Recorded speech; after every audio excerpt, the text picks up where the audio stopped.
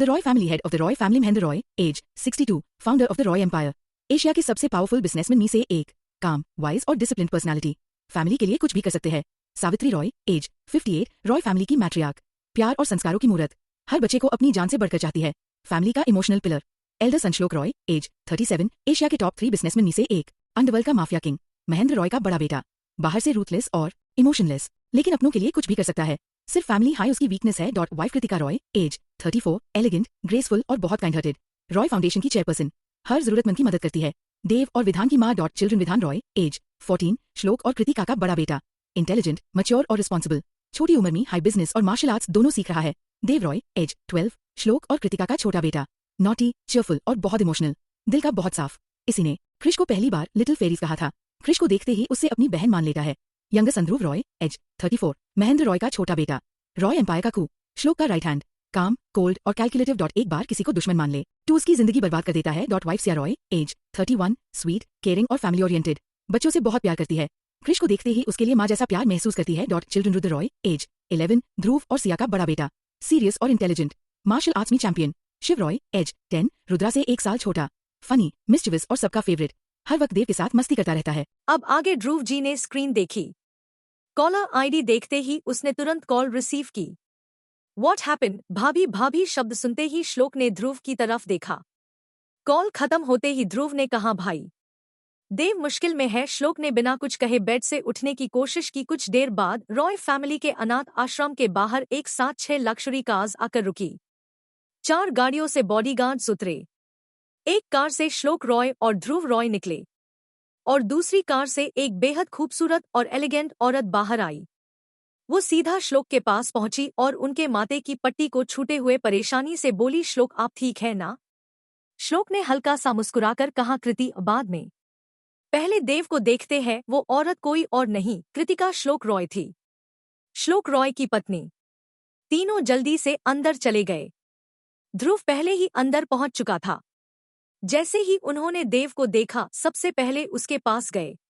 कहीं उसे चोट तो नहीं लगी, ये देखकर सबने राहत की सांस ली। कृतिका ने प्यार से देव के बाल सहलते हुए पूछा, बेटा तुमने मॉम और डैड को इतनी जल्दी क्यों बुलाया? देव ने बिना कुछ कहे अपनी उंगली क्रिश की तरफ कर दी, फिर मासूमियत से बोला, मम्मा फेरी को अडॉप्ट कर लेते हैं ना? कृतिका की नजर जैसे ही क्रिश पर पड़ी वो उसे देखते ही रह गई। उसकी मासूमियत, उसका शांत चेहरा और उसके चेहरे पर छुपा दर्द, सब कुछ कृतिका के दिल को छू गया। जब श्लोक और ध्रुव ने भी क्रिश को देखा, दोनों एक पाल के लिए वही जाम गए। उनकी आंखों में हैरानी के साथ साथ एक अजीब सी नरमी भी आ गई, और ना जाने क्यों दोनों की आंखें हल्की सी नाम हो गई। Reborn for my revenge, chapter 6, a new beginning. Narrator. कमरे में कुछ पालन के लिए गहरा सन्नाटा छा गया। सबकी नजरें उस छोटी सी बच्ची पर टिकी हुई थी जो तेज बुखार की वजह से बेहोश बेड पर लेटी हुई थी। उसका चेहरा बिल्कुल सेफ पड़ चुका था, होंठ सूखे हुए था, माथा पसीने से भीग चुका था। उसके हाथों और पैरों पर गहरी खरोचों के निशान साफ दिख रहे थे। कपड़े जगह जगह से फट चुके थे और उस मासूम चेहरे पर इतनी थकान और दर्द था जैसे जिंदगी ने उससे उसकी उम्र से कहीं ज्यादा दर्द दे दिया हो। ये सब देखकर कृतिका जी का दिल भर आया। वो धीरे से कृषिका के पास बैठ गई और बहुत ही प्यार से उसके माथे पर हाथ रखा। जैसे ही उन्होंने उसका माथा छुआ, उन्होंने महसूस किया कि बुखार अभी भी बहुत तेज था। कृतिका जी चिंतित होकर, शांति काकी, इसे इतना तेज बुखार कब से है? शांति काकी, कल सुबह जब हमने आईएससी गेट के बाहर देखा था तभी से। शरीर पर इतनी चोटें थी कि देखकर ही समझ आ रहा था कि ये बच्ची बहुत कुछ सहकर यहाँ तक पहुंची है। डॉक्टर ने दवा दे दी है, बुखार तो उतर जाएगा। लेकिन उनकी आवाज भर आई, कृतिका जी, लेकिन क्या काकी? शांति काकी, इसके दिल पर जो घाव है ना बेटी, उन्हें भरने में बहुत वक्त लगेगा। कमरे में फिर से सन्नाटा छा गया। श्लोक जी चुपचाप कृषिका को देख रहे थे। उनके दिमाग में रोनित की दी हुई रिपोर्ट का हर एक शब्द गूंज रहा था। एक 10 साल की बच्ची जिसे कभी अपने माँ बाप का प्यार नहीं मिला, जिसे सिर्फ एक दाई माँ ने संभाला, जिसकी दाई माँ की मौत के बाद उसके अपनों ने उससे अकेला छोड़ दिया और जो पूरी रात बिना किसी सहारे सड़कों पर चलती रही। रिपोर्ट में लिखी हर बात उनके दिल को चुभने लगी। उन्होंने अपनी मुट्ठी धीरे से काज ली। उनके अंदर गुस्सा भी था और उस मासूम बच्ची के लिए दर्द भी। तभी देव धीरे धीरे कृषिका के पास आया। उसने बहुत ही संभलकर कृषिका का छोटा सा हाथ अपने दोनों हाथों में पकड़ लिया। देव, मम्मा, देखो ना, फेरी कितनी अकेली है। हम फेरी को घर ले चलते हैं ना। मैं प्रॉमिस करता हूं, मैं फेरी को कभी रोने नहीं दूंगा। देव की बात सुनकर कृतिका जी की आंखें नाम हो गई। उन्होंने धीरे से श्लोक जी की तरफ देखा। श्लोक जी की नजर अब भी कृषिका पर ही टिकी हुई थी। श्लोक जी, शांत लेकिन दृढ़ आवाज में, ये बच्ची आज से अकेली नहीं है। सबकी नजरें उनकी तरफ उठ गई। ध्रुव जी भी चुपचाप बड़े भाई को देखने लगे। श्लोक जी कृषिका के पास आए। बहुत ही संभलकर उन्होंने उसके सिर पर हाथ रखा।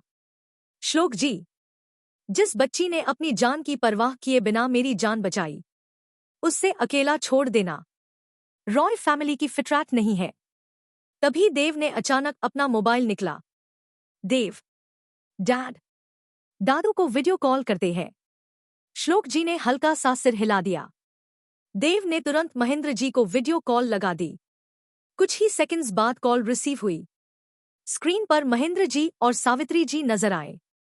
महेंद्र जी, श्लोक, अब तबीयत कैसी है बेटा? श्लोक जी, मैं ठीक हूं डैड, लेकिन आज आपसे एक जरूरी बात करनी है। महेंद्र जी की नजर धीरे से कैमरा के पीछे लेती हुई कृषिका पर पड़ी। उनका चेहरा गंभीर हो गया। महेंद्र जी, ये बच्ची कौन है? श्लोक जी ने बिना कुछ छुपाए पूरी बात बता दी। कैसे कृषिका ने उनकी जान बचाई, कैसे रोनित ने उसकी पूरी इन्फॉर्मेशन निकाली और कैसे उस छोटी सी उम्र में उसने इतना दर्द सहा। महेंद्र जी और सावित्री जी चुपचाप सब सुनते रहे। एक बार भी उन्होंने बीच में नहीं टोका। पूरा सच सुनने के बाद स्क्रीन के उस पार भी सन्नाटा छा गया। सावित्री जी की आंखें भर आई थी। श्लोक जी, डैड, अगर आपकी इजाजत हो, मैं कृषिका को लीगली अडॉप्ट करना चाहता हूं। महेंद्र जी कुछ पाल छुप रहे, फिर उन्होंने गहरी सांस ली।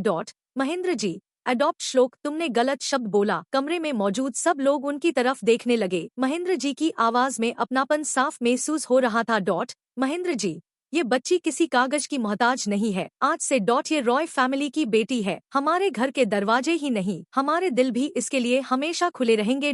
ये सुनकर देव खुशी से उछल पड़ा। देव, याई फेरी मेरी सिस्टर बन गई। कृतिका जी के चेहरे पर मुस्कान आ गई। ध्रुव जी ने भी हल्की सी मुस्कान दी, लेकिन श्लोक जी की नजर अब भी कृषिका पर ही टिकी हुई थी। रोनित की रिपोर्ट का हर एक पन्ना उनकी आंखों के सामने घूम रहा था। उन्हें सिर्फ इतना ही महसूस हो रहा था जैसे इस छोटी सी बच्ची ने अपनी उम्र से कहीं ज्यादा दर्द और जुल्म सहे है, और अब रॉय फैमिली उसकी जिंदगी से हर वो दर्द छीन लेगी जिसका वो कभी हकदार ही नहीं थी। बेड पर लेटी हुई कृषिका अब भी गहरी नींद में थी।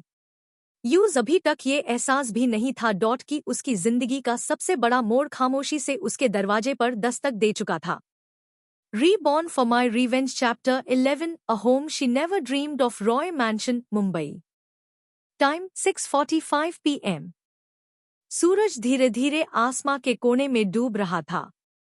नारंगी और हल्का बैंगनी रंग पूरे आसमां पर बिखर चुका था। मुंबई की चमकती हुई लाइट्स एक एक करके जलने लगी थी और उन सब के बीच शहर के सबसे पोर्ड एरिया में खड़ा था द रॉय मैंशन। ये सिर्फ एक मैंशन नहीं था, ये रॉय फैमिली की पहचान था। दूर से देखने पर ही लगता था जैसे किसी रॉयल पैलेस को मॉडर्न दुनिया में लाकर खड़ा कर दिया गया हो। 3 मंजिला सेफ इटालियन मार्बल से बना हुआ मैंशन, सामने बहुत बड़ा म्यूजिकल फाउंटेन, दोनों तरफ हजारों इंपोर्टेड फ्लावर्स और एंट्रेंस तक जाती लंबी रॉयल ड्राइववे। सिक्योरिटी इतनी टाइट थी कि बिना परमिशन के एक परिंदा भी अंदर नहीं आ सकता था। मैंशन के एंट्रेंस पर खड़े बॉडीगार्ड्स ने जैसे ही हेलीकॉप्टर और उसके बाद रॉय फैमिली की कन्वॉय को आते देखा, सबने एक साथ अपने सिर झुका दिए। प्राइवेट जेट से उतरने के बाद पूरी रॉय फैमिली सीधा मैंशन पहुंच चुकी थी।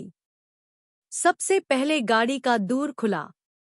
ध्रुव जी बाहर आए, उनके बाद श्लोक जी, फिर कृतिका जी, जिनकी बाहों में अब भी बेहोश कृषिका आराम से सो रही थी। देव पूरे रास्ते कृतिका जी का हाथ पकड़कर चल रहा था। उसकी नजर एक पाल के लिए भी कृषिका से नहीं हटती, जैसे उसे डर हो कहीं उसकी फेरी फिर से उससे दूर ना चली जाए। मैंशन के अंदर महेंद्र जी और सावित्री जी पहले से ही एंट्रेंस पर खड़े थे। उनके साथ सिया जी भी खड़ी थी। उनकी गॉड में छोटा सा शिव था। शिव बस 5 साल का था। उसकी गोल गोल आंखें और चौबी सा चेहरा किसी डॉल से कम नहीं लग रहा था। उसके हाथ में एक छोटा सा प्लश रैबिट था। वो बार बार गेट की तरफ देख रहा था। जैसे ही कृतिका जी ने कृषिका को गॉड में लेकर एंट्रेंस पर कदम रखा, सावित्री जी की आंखें उस छोटी सी बच्ची पर टिक गई। बेहोशी में भी उसका मासूम चेहरा, उसकी हल्की बैंगनी आंखें और उसके चेहरे पर छुपा हुआ दर्द, सब कुछ देखकर सावित्री जी का दिल भर आया। उन्होंने धीरे से महेंद्र जी की तरफ देखा। महेंद्र जी ने बस हल्का सा सिर हिला दिया, जैसे कह रहे हो, इस घर में इसका स्वागत वैसे ही होगा जैसे हमारी अपनी बेटी का होता। सावित्री जी अंदर गई। कुछ ही पाल बाद वो एक बड़ी सी चांदी की थाली लेकर वापस आई। थाली में दिया जल रहा था। कुमकुम, अक्षत, फूल और एक छोटा सा कलश रखा हुआ था। कृतिका जी रुक गई। श्लोक जी भी वही खड़े हो गए। श्लोक जी हल्के से, माँ। सावित्री जी मुस्कुराईं। सावित्री जी, हर शुभ कदम का स्वागत होता है बेटा। और आज इस घर में लक्ष्मी के रूप में एक बेटी आ रही है। ये सुनकर कृतिका जी की आंखें नाम हो गई। सिया जी भी मुस्कुराने लगी। सावित्री जी ने सबसे पहले कृषिका की नजर उतरी, फिर उसके पैरों की हल्की सी छाया अपने हाथों से लेकर अपनी आंखों से लगा ली, जैसे वो किसी देवी का स्वागत कर रही हो। महेंद्र जी चुपचाप ये सब देख रहे थे। उनके चेहरे पर एक सुकून था। महेंद्र जी, स्वागत है बेटा। इस घर में तुम्हारा हमेशा स्वागत रहेगा। कृषिका बेहोश थी, इसलिए उसे कुछ भी पता नहीं था, लेकिन ना जाने क्यों उसके होंठों पर एक बहुत ही हल्की सी मुस्कान आ गई, जैसे उसके दिल ने महसूस कर लिया हो कि वो किसी अपने घर आ गई है। तभी छोटा सा शिव अपनी मम्मी सिया जी की उंगली छुड़कर धीरे धीरे कृतिका जी के पास आया।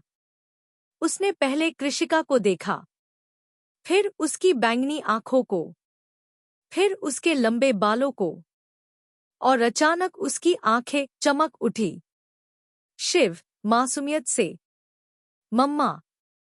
सिया जी नीचे बैठ गई। सिया जी, हाँ मेरा बच्चा। शिव ने अपनी छोटी सी उंगली कृषिका की तरफ कर दी। शिव, एंजल, ये एंजल है ना? ये सुनकर सब हल्की सी मुस्कुराहट रोक नहीं पाए।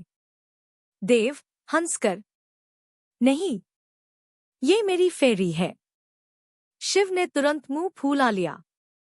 शिव, नहीं, ये एंजल है। देव भी जिद पर आ गया। देव, फेरी, शिव, एंजल। दोनों बच्चे एक दूसरे को देखकर मुंह फुलाए खड़े थे। ये देखकर पहली बार श्लोक जी के चेहरे पर दिल से मुस्कान आई। ध्रुव जी भी हल्का सा हंस दिए। महेंद्र जी और सावित्री जी के चेहरे पर भी प्यार भरी मुस्कान थी। सिया जी ने शिव को गॉड में उठाया। सिया जी हंसकर, ठीक है। फेरी भी। और एंजल भी। शिव खुश होकर ताली बजने लगा। शिव, एंजल फेरी, एंजल फेरी। पूरा एंट्रेंस उसकी प्यारी सी आवाज से गूंज उठा। और ना जाने कितने सालों बाद रॉय मैंशन में एक बेटी के आने की खुशी महसूस हो रही थी। हर चेहरे पर मुस्कान थी, हर दिल में सुकून था, क्योंकि इस घर में कभी बेटी पैदा ही नहीं हुई थी। महेंद्र जी और सावित्री जी हमेशा से एक पोती चाहते थे। श्लोक जी और ध्रुव जी हमेशा एक छोटी बहन चाहते थे। कृतिका जी और सिया जी हमेशा एक बेटी का सपना देखती थी। देव और शिव भी एक छोटी सिस्टर चाहते थे।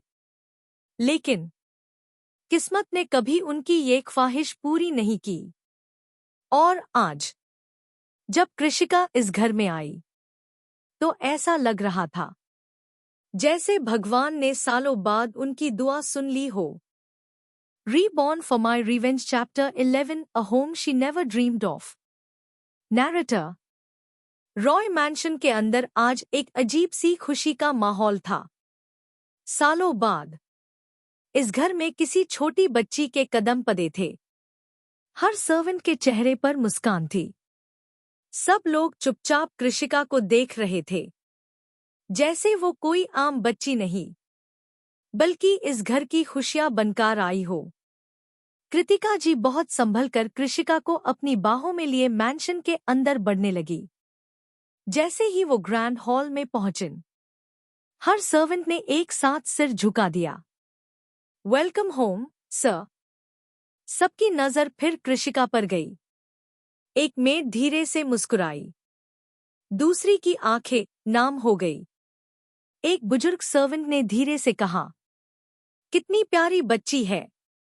महेंद्र जी ने सबकी तरफ देखते हुए शांत आवाज में कहा, आज से इस बच्ची को इस घर में उतनी ही इज्जत मिलेगी जितनी रॉय फैमिली के किसी भी मेंबर को मिलती है। और याद रखिए, कोई भी आईएसी कभी मेहमान समझने की गलती नहीं करेगा। ये इस घर की जिम्मेदारी है। सब सर्वेंट्स ने एक साथ सिर झुका दिया।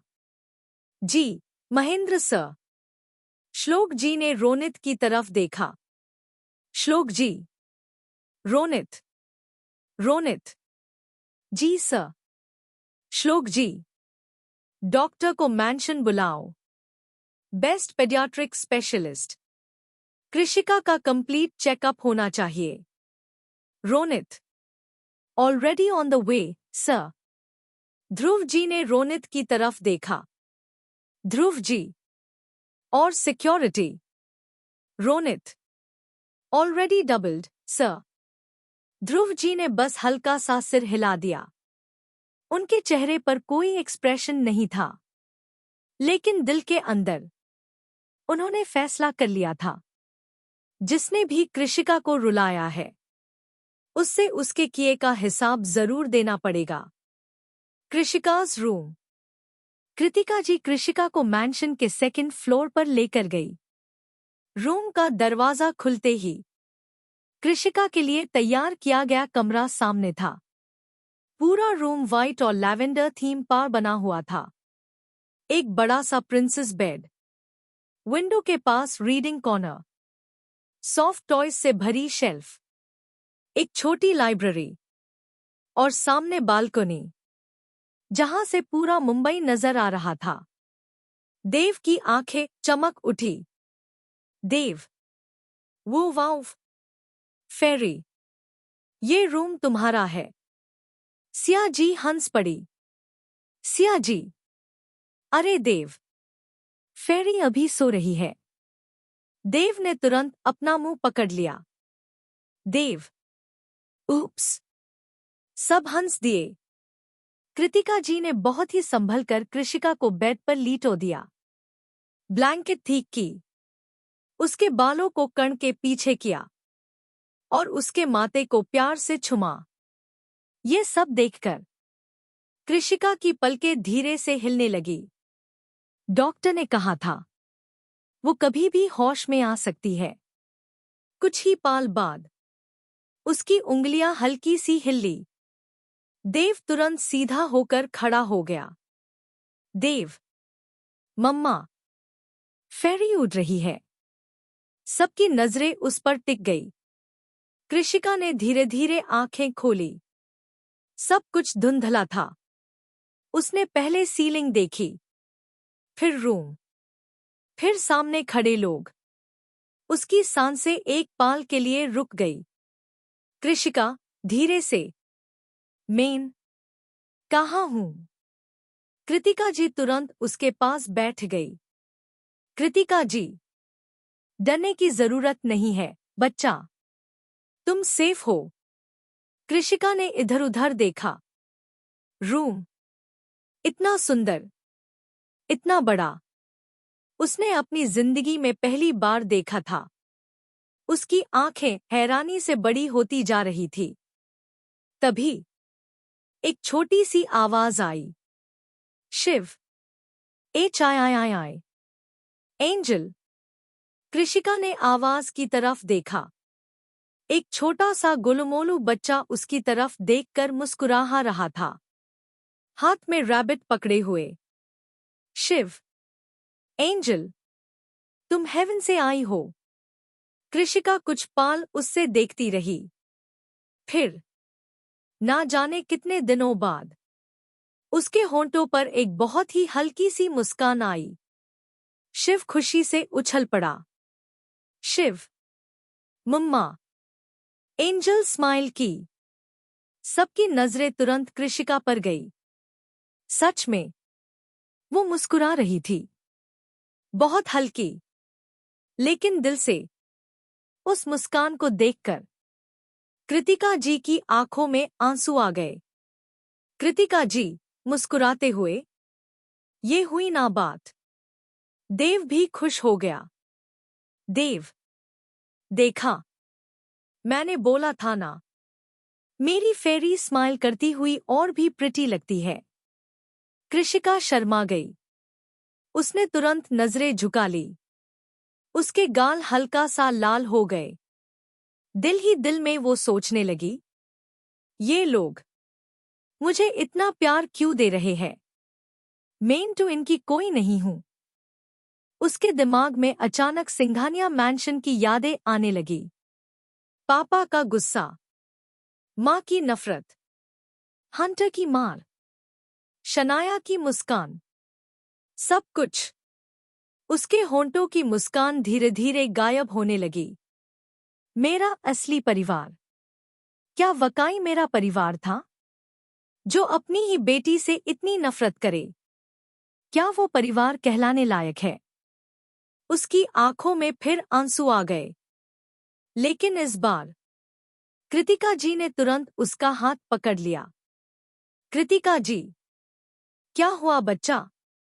कृषिका ने धीरे से सिर हिला दिया। कृषिका के कुछ नहीं, लेकिन उसके दिल के अंदर दो परिवार लड़ रहे थे। एक जिसने उससे सिर्फ दर्द दिया, और दूसरा जो बिना किसी वजह के उससे इतना प्यार दे रहा था। उसका दिल रॉय फैमिली की तरफ खींच रहा था, लेकिन उसका टूट चुका भरोसा बार बार उससे रोक रहा था। अगर ये सब भी एक दिन मुझे छोड़ गए तो? ये ख्याल आते ही उसका दिल दोबारा दार से भर गया, और उसने अनजाने में कृतिका जी का हाथ और जोर से पकड़ लिया। कृतिका जी बस मुस्कुराईं और प्यार से उसके हाथ पर अपना दूसरा हाथ रख दिया, जैसे बिना कुछ कहे एक वादा कर रही हो, इस बार तुम्हें कोई अकेला नहीं छोड़ेगा। Reborn for My Revenge Chapter 11, A Home She Never Dreamed of. Narrator. कृषिका ने अनजाने में कृतिका जी का हाथ और जोर से पकड़ लिया। उसकी छोटी सी उंगलियां कांप रही थी, जैसे उसे डर हो कि अगर उसने ये हाथ छोड़ दिया तो शायद ये लोग भी उससे छोड़कर चले जाएंगे। कृतिका जी ने उसके हाथ पर अपना दूसरा हाथ रख दिया। उनके चेहरे पर एक माँ वाली ममता साफ दिख रही थी। कृतिका जी बहुत प्यार से क्या हुआ बच्चा? किसी बात से डर लग रहा है? कृषिका ने धीरे से सिर झुका लिया। उसकी आंखों में आंसू दोबारा भर आए, लेकिन इस बार उसने खुद को रोक लिया। वो नहीं चाहती थी कि ये लोग भी उससे रोते हुए देखें। कृषिका बहुत धीमी आवाज में, नहीं। श्लोक जी सब कुछ समझ रहे थे। ये नहीं सच नहीं था। ये बस उस बच्ची की आदत थी, जो अपना दर्द कभी किसी को बताती ही नहीं थी। तभी रूम का दरवाजा नॉक हुआ। Knock knock. रोनित अंदर आए। रोनित, सर, डॉक्टर आ गए हैं। श्लोक जी, सेंड हिम इन। कुछ ही पल बाद मुंबई के सबसे मशहूर पेडियाट्रिक स्पेशलिस्ट रूम में आए। उन्होंने सबसे पहले महेंद्र जी और सावित्री जी को प्रणाम किया। फिर श्लोक जी और ध्रुव जी की तरफ देखकर हल्का सा सिर झुकाया। डॉक्टर धीरे से कृषिका के पास आए। डॉक्टर मुस्कुराते हुए, हेलो प्रिंसेस, मैं सिर्फ चेकअप करूंगा, इंजेक्शन नहीं लगाऊंगा। ये सुनकर देव हंस पड़ा। देव, देखा फेरी, डॉक्टर अंकल गुड है। कृषिका ने धीरे से डॉक्टर की तरफ देखा, फिर कृतिका जी की तरफ, जैसे उनसे परमिशन मांग रही हो। कृतिका जी ने प्यार से उसके बाल सहला दिए। कृतिका जी, कोई बात नहीं बच्चा, डॉक्टर अंकल सिर्फ देख रहे हैं। तब जाकर कृषिका ने हल्का सा सिर हिला दिया। डॉक्टर ने बहुत ध्यान से उसका चेकअप किया। ब्लड प्रेशर, पल्स, टेम्परेचर, उसके हाथों की पुरानी चोटें, पैरों के घाव, सब कुछ। चेकअप करते वक्त डॉक्टर के चेहरे का रंग बदलता जा रहा था। जैसे जैसे वो उसके शरीर पर बने पुराने निशान देख रहे थे, वैसे वैसे उनका दिल भी भारी होता जा रहा था। चेकअप खत्म होने के बाद डॉक्टर श्लोक जी की तरफ मुड़े। डॉक्टर, सर, फिजिकली अब डेंजर की कोई बात नहीं है। बुखार 2 दिन में उतर जाएगा। लेकिन पूरे रूम में सन्नाटा छा गया। श्लोक जी, लेकिन क्या डॉक्टर? डॉक्टर ने एक बार कृषिका की तरफ देखा, फिर धीरे से बोले, डॉक्टर, इस बच्ची के शरीर से ज्यादा इसका दिल जख्मी है। ये बहुत गहरे इमोशनल ट्रॉमा से गुजरी है। अगर आईएससी सिर्फ दवा दी गई तो ये ठीक नहीं होगी।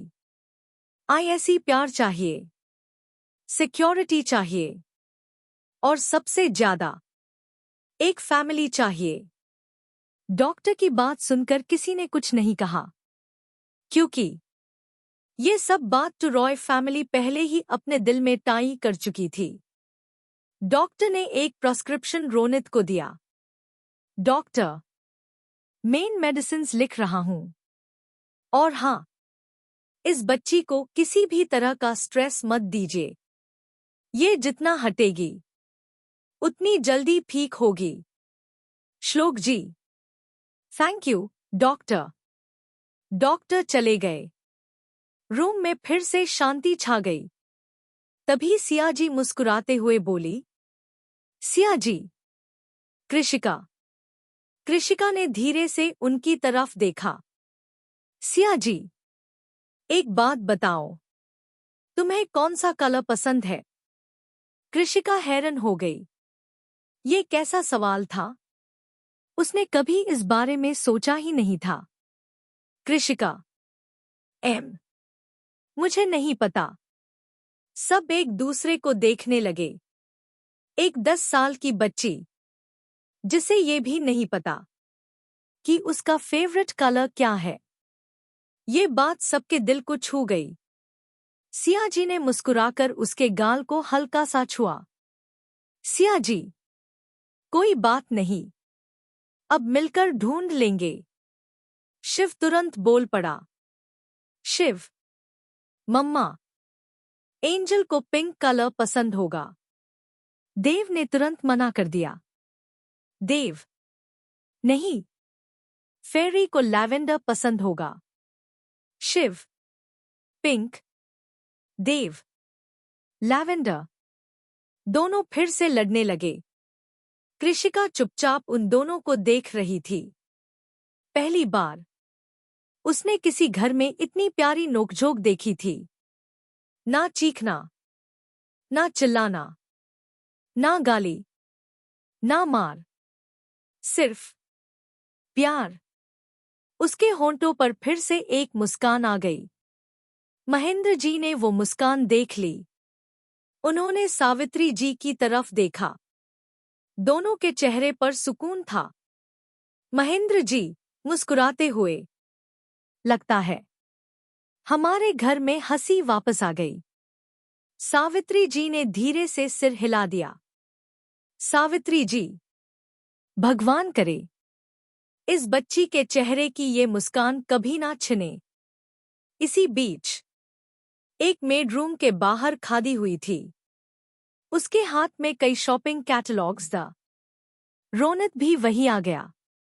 रोनित, सर, कृषिका के लिए कपड़े अरेंज करने हैं।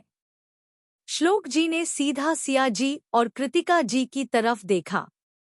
श्लोक जी, कृति, सिया, कल सुबह कृषिका के लिए जो भी जरूरी हो सब ले आइए। कृतिका जी मुस्कुराते हुए, सिर्फ जरूरी? श्लोक जी हल्की सी मुस्कुराए। श्लोक जी, नहीं, जो भी उसका मन करे।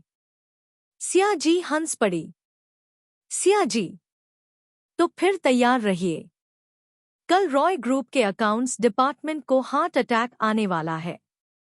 रूम में हल्की सी हंसी गूंज उठी। देव और शिव भी हंसने लगे। कृषिका भी अपनी हंसी नहीं रोक पाई। उसने पहली बार दिल खोलकर हल्की सी हंसी। और उस हंसी को देखकर श्लोक जी को लगा जैसे किसी ने उनके दिल का बोझ थोड़ा सा हल्का कर दिया हो। लेकिन उस हंसी के पीछे अब भी एक बहुत डरा हुआ दिल छुपा था। और रॉय फैमिली ने बिना एक शब्द कहे ये जिम्मेदारी अपने दिल पर ले ली थी कि एक दिन ये बच्ची सिर्फ हटेगी ही नहीं, दिल से जीना भी सीखेगी। Reborn for My Revenge Chapter 11 A Home She Never Dreamed of। Narrator. शाम धीरे धीरे रात में बादल रही थी। रॉय मैंशन पूरी तरह रोशनी से जगमगा उठा था। हर कोने में शांति थी। लेकिन आज उस शांति में एक अलग ही सुकून था। ऐसा सुकून जो सालों बाद इस घर में लौट कर आया था। कृषिका अब पहले से काफी बेहतर महसूस कर रही थी। बुखार अब भी था, लेकिन पहले जितना नहीं। कृतिका जी उसके बाल धीरे धीरे सहला रही थी। तभी मैंशन की हेड मेड रूम में आई। हेड मेड, मैम, कृषिका के लिए फ्रेश क्लोथ्स रेडी है। कृतिका जी मुस्कुराईं। कृतिका जी, थैंक यू। हेड मेड ने एक बड़ा सा ट्रे बेड पर रख दिया। ट्रे में अलग अलग कलर्स के night suits the lavender, white, sky blue, baby pink और क्रीम, सब इंपोर्टेड फैब्रिक के थे। कृषिका उन कपड़ों को बस देखती ही रह गई। उसने जिंदगी में कभी एक साथ इतने कपड़े नहीं देखे थे। उसकी आंखें हैरानी से बड़ी होती जा रही थी। कृषिका हल्की आवाज में, ये सब? कृतिका जी मुस्कुराकर, हाँ बच्चा, ये सब तुम्हारे है। कृषिका तुरंत घबरा गई। उसने जल्दी से सिर हिला दिया। कृषिका, नहीं, मुझे इतने कपड़े नहीं चाहिए। मेरे पास 2 कपड़े हैं, वही काफी है। ये सुनकर कमरे में फिर से सन्नाटा छा गया। सिया जी ने धीरे से अपनी आंखें बंद कर ली। देव का चेहरा उतर गया। श्लोक जी और ध्रुव जी ने एक दूसरे की तरफ देखा। एक 10 साल की बच्ची, जिसे लगता था दो जोड़ी कपड़े ही जिंदगी के लिए काफी होते हैं। कृतिका जी उसके पास बैठ गई। उन्होंने बहुत ही प्यार से कृषिका का चेहरा अपनी तरफ किया। कृतिका जी, सुनो, ये कपड़े किसी एहसान में नहीं दिए जा रहे। ये तुम्हारा हक है। कृषिका चुप हो गई। कृतिका जी, और एक बात। कृषिका ने धीरे से उनकी तरफ देखा। कृतिका जी, हमारे घर में किसी भी बच्चे को कुछ मांगना नहीं पड़ता। कृषिका का दिल जोर से धड़क उठा। उसने कभी किसी को ये कहते नहीं सुना था। तभी देव एक लैवेंडर कलर का नाइट सूट उठाकर उसके पास आया। देव, फेरी, मुझे ये वाला पसंद है। तुम ये पहनोगी? कृषिका ने धीरे से सूट को देखा, फिर देव की तरफ। उसने हल्का सा सिर हिला दिया। कृषिका, ठीक है। देव खुशी से उछल पड़ा। देव, यस, मैंने बोला था ना, फेरी को लैवेंडर ही पसंद आएगा। शिव तुरंत मुंह फूला कर खड़ा हो गया। शिव, नहीं, पिंक, एंजल पिंक। सब जोर से हंस पड़े। कुछ देर बाद कृषिका फ्रेश होकर बाहर आई। लैवेंडर नाइट सूट उस पर इतना सुंदर लग रहा था, जैसे वो उसी के लिए बना हो। उसके गीले बाल कंधों पर बिखर रहे थे। उसकी हल्की पर्पल आंखें और भी खूबसूरत लग रही थी। सब कुछ इतना सिंपल था, लेकिन उसकी मासूमियत ही उसकी सबसे बड़ी खूबसूरती थी। जैसे ही देव ने उसे देखा, उसकी आंखें चमक उठी। देव, वो फेरी, तुम तो रियल फेरी लग रही हो। शिव भी दौड़ता हुआ आया।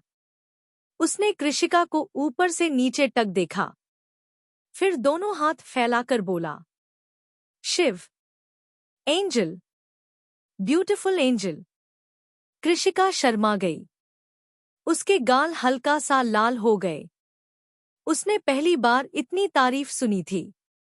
सिया जी मुस्कुराने लगी। सिया जी, अरे वाह, हमारी प्रिंसेस तो सच में बहुत प्यारी लग रही है। सावित्री जी की नजर भी कृषिका से नहीं हट रही थी। उन्होंने धीरे से महेंद्र जी से कहा, सावित्री जी, देखिए जी, नजर ना लग जाए हमारी बच्ची को। महेंद्र जी मुस्कुराए। महेंद्र जी, हमारी पोटी बहुत सुंदर है। पोटी, ये शब्द सुनते ही कृषिका का दिल एक पाल के लिए रुक सा गया। उसने धीरे से महेंद्र जी की तरफ देखा। क्या उन्होंने सच में उससे अपनी पोटी कहा? उसकी आंखों में फिर से नामी आ गई। लेकिन इस बार ये आंसू दर्द के नहीं थे। ये आंसू उस प्यार के थे जो उसने कभी महसूस ही नहीं किया था। Dining hall. रॉय मैंशन का डाइनिंग हॉल किसी 5 स्टार होटल से कम नहीं था। लंबी Italian marble dining table, crystal chandeliers, royal chairs और हर तरफ एक शाही एहसास। कृषिका इतनी बड़ी डाइनिंग टेबल देखकर ही घबरा गई। वो दरवाजे पर ही रुक गई। कृषिका, मेन, यहाँ। कृतिका जी उसके पास आई। कृतिका जी, हाँ बच्चा, यही। कृषिका धीरे से बोली। कृषिका, मेन सर्वेंट्स के साथ खा लूंगी। ये सुनते ही पूरे डाइनिंग हॉल में सन्नाटा छा गया। एक पाल के लिए किसी ने कुछ नहीं कहा। श्लोक जी ने धीरे से चेयर से उठकर कृषिका के पास कदम बढ़ाए। उन्होंने उसकी आंखों में देखा। ना उनकी आवाज ऊंची थी, ना ही चेहरे पर गुस्सा। बस एक बाप जैसी मजबूत नरमी थी। श्लोक जी। कृषिका। वो धीरे से उनकी तरफ देखने लगी।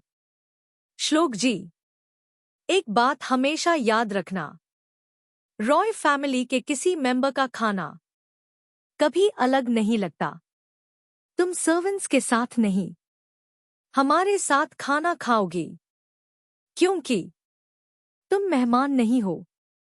कृषिका की आंखों से फिर आंसू निकल आए। उसने तुरंत उन्हें पाछ लिया, जैसे वो रोकर किसी को परेशान नहीं करना चाहती थी।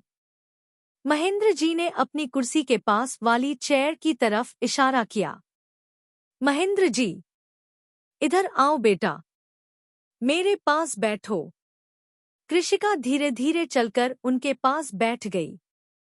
उसका दिल अभी भी जोर जोर से धड़क रहा था, लेकिन आज पहली बार उस धड़कन में सिर्फ डर नहीं था, उसमें एक नई उम्मीद भी थी। उसने धीरे से पूरे परिवार को देखा। महेंद्र जी, सावित्री जी, श्लोक जी, कृतिका जी, ध्रुव जी, सिया जी, देव और छोटा सा शिव, सब उसी को देखकर मुस्कुराहा रहे थे। कृषिका के दिल में एक ही सवाल बार बार आ रहा था, क्या कोई बिना मतलब के भी इतना प्यार कर सकता है, या ये सब सिर्फ एक सपना है? और उसी सवाल के साथ उसने अपनी जिंदगी का पहला डिनर एक सच्चे परिवार के साथ शुरू किया।